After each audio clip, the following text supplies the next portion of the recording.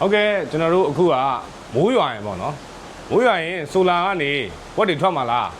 မိုးရွာရင်ဝက်မထွက်တော့တာတော့အားလုံးသိတာပေါ့နော်ထွက်တယ်နည်းနည်းပဲထွက်တယ်အဲ့လိုဘယ်လောက်ထိထွက်လဲအခုကျွန်တော်အပြင်မှာမိုးရွာနေတယ်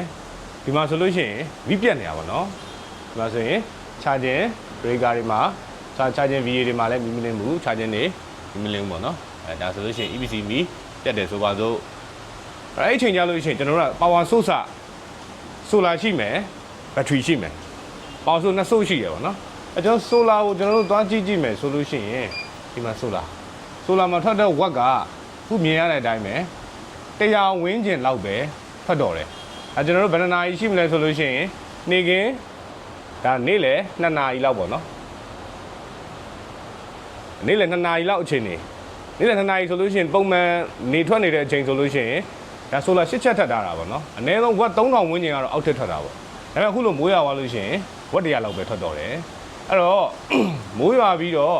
မီးပြတ်နေတဲ့အချိန်တွေဆိုလို့ရှိရင်တော့ကျွန်တော်တို့ကဆိုလာကနေဝက်ထွက်မှာနဲတာဖြစ်တဲ့အတွက်အိမ်မှာသုံးတဲ့လုပ်တွေကိုချိန်သုံးမှရမယ်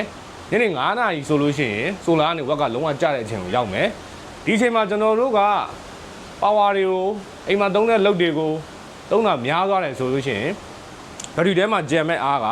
တော်တော်ကိုနည်းသွားလိမ့်မယ်အဲ့ချိန်ကျရင်ညနေ9နာရီကနေနောက်နေ့မနက်9နာရီအထိကိုကျွန်တော်တို့ကဒီဘက်ထရီအားလေးနဲ့ပဲဆက်နေရမှာဖြစ်တဲ့အတွက်မိုးရွာနေတဲ့အချိန်ကြလို့ရှိရင်လုပ်တွေကိုရှော့ပြီးတော့သုံးသင့်ပါတယ်ကျေးဇူးတင်ပါတယ်